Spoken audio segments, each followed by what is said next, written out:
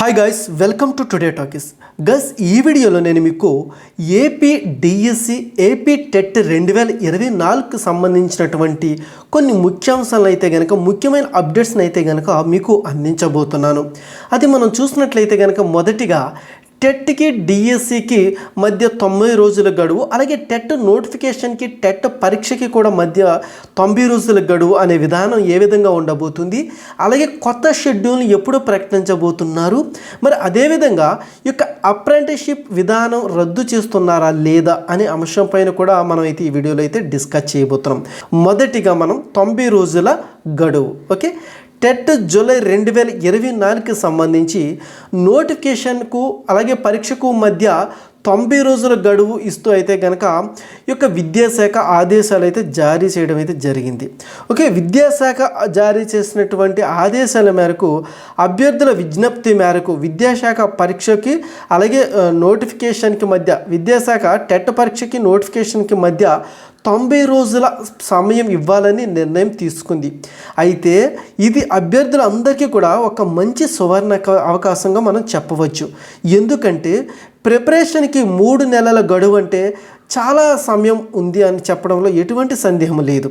ఎందుకంటే ఒక మంచి ఉద్యోగం సంపాదించడానికి ఇంతకన్నా ఎక్కువ సమయం ఎక్కడ కూడా మనకి రాదు. ఓకేనా, ఇక అదేవిధంగా చాలామంది ఈ యొక్క టెట్ 2024కి సంబంధించినటువంటి 90 రోజుల విధానంపై కొత్త షెడ్యూల్ ఏ విధంగా ఉండబోతుంది అనేది అందరూ అడుగుతున్నారు.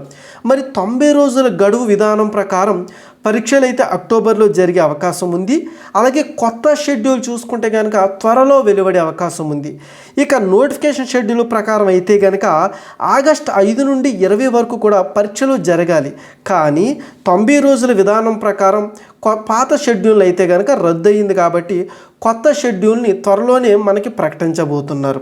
ఓకే, ఈ యొక్క కొత్త షెడ్యూల్ ప్రకారం మనం చూసుకున్నట్లయితే కనుక ఈ యొక్క 90 రోజుల గడువు ప్రకారం అయితే కనుక అభ్యర్థులకు టెట్ పరీక్షలో ఉత్తీర్ణత సాధించడానికి మంచి సువర్ణ అవకాశం అని అయితే కనుక మనం చెప్పుకోవచ్చు.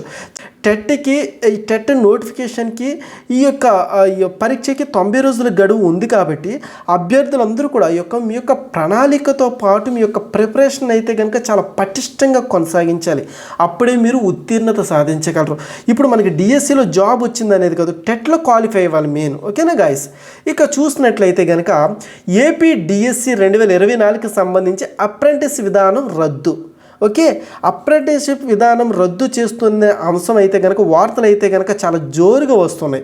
ఓకే, దీనిపై కూడా విద్యాశాఖ మంత్రి నారా లోకేష్ గారు కూడా సానుకూలంగా స్పందించారనే వార్తలు అయితే కనుక మనకి వెలువడుతున్నాయి అన్నమాట. ఓకే, అదేవిధంగా ఇదే ఆర్టికల్ అప్రెంటిస్షిప్ విధానం రద్దు అనే ఆర్టికల్ కూడా మనకి ఆంధ్రజ్యోతి ఆ వార్తాపత్రికలో కూడా రావడం జరిగింది. ఓకేనా, సో దాన్ని బేస్ చేసుకుని అయితే కనుక నేను మీకైతే ఈ న్యూస్ని అయితే అందించడం జరిగింది. ఓకే, అసలు అప్రెంటిస్షిప్ విధానం రద్దు అంటున్నాం కదా, అసలు అప్రెంటిస్షిప్ విధానం అంటే ఏంటో తెలుసుకునే ప్రయత్నం అయితే మనం చేద్దాం. అసలు అప్రెంటిస్షిప్ విధానం అంటే ఏంటనేది కూడా మనం తెలుసుకునే ప్రయత్నం అయితే చేద్దాం. ఓకేనా, గత వైఎస్ఆర్సీపీ ప్రభుత్వం అమలు చేసినటువంటి జీవో రిలీజ్ చేసినటువంటి ఒక నోటిఫికేషన్ మనం చూసినట్లయితే కనుక the selected candidates of DSC 2024 will be paid 50% of basic pay of the post concerned in the first year and 60% of basic pay of the post concerned in the second year as consolidated remuneration during the apprenticeship period of 2 years, and they will be placed in the regular time scale after successful completion of apprenticeship period. During the 2 years apprenticeship period, the selected candidates will be imparted training in the following areas. First one, IB curriculum and pedagogy and digital technology implementation in the teaching, ICT, to get expertise in other global assessments like TOEFL, etc. అలాగే fourth one వచ్చేసి to get expertise in the teaching in English as the medium of instructions.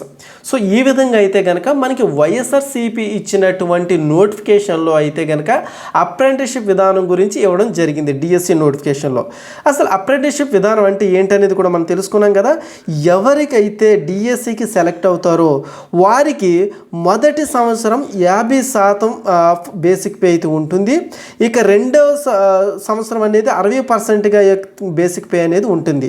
Okay, మొదటి 2 సంవత్సరాలని కూడా వీళ్ళకి ఈ విధమైనటువంటి శాలరీని అయితే కనుక pay చేయడానికి అయితే కనుక ఈ యొక్క అప్రెంటిస్షిప్ విధానంలో ఉంటుందన్నమాట. ఓకేనా గైస్? సో ఇది డిఎస్సికి సంబంధించినటువంటి అప్రెంటిస్షిప్ విధానం అంటే ఏంటనేది మనం తెలుసుకున్నాం కదా. అయితే ఈ యొక్క అప్రెంటిస్షిప్ విధానం రద్దు అనేది ఈ విధంగా జరుగుతుందనే విషయం కూడా ఇప్పుడైతే మనం తెలుసుకోబోతున్నాం. అయితే 12 ఏళ్ల క్రితం రద్దు చేసినటువంటి అప్రెంటిస్షిప్ విధానాన్ని తిరిగి అమలు చేసింది వైఎస్ఆర్సీపీ ప్రభుత్వం. ఓకేనండి. ఈ యొక్క అప్రెంటిస్షిప్ విధానాన్ని అయితే కనుక 12 ఏళ్ల క్రితమే రద్దు చేస్తారు. దాన్ని మళ్ళీ తిరిగి వైఎస్ఆర్సీపీ ప్రభుత్వం అయితే కనుక అమలు చేసింది. దీంతో ఒక్కసారిగా విద్యా వ్యవస్థలో పెను మార్పులు చోటు చేసుకున్నాయి. ఒకవైపు అభ్యర్థుల ఆందోళన, మరోవైపు ఉద్యోగుల ఆవేదన.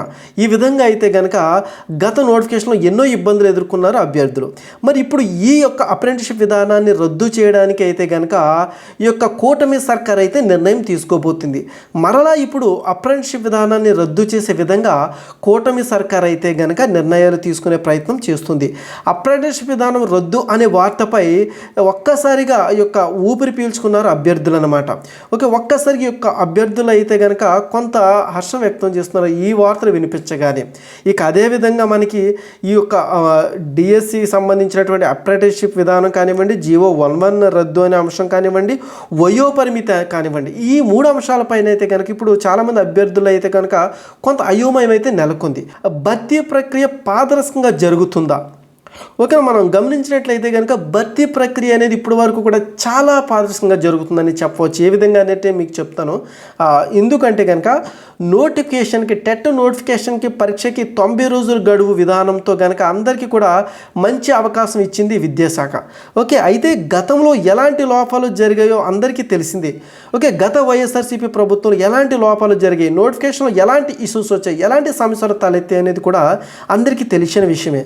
మరి అలాంటి లోపాలు జరగకుండా అభ్యర్థులకు అంతరాయం లేకుండా డిఎస్సి ప్రక్రియ పూర్తి చేయాలని అధికారులకు అయితే కనుక విద్యాశాఖ మంత్రి నారా లోకేష్ గారు అయితే కనుక ఆదేశాలు జారీ చేయడం అయితే జరిగింది.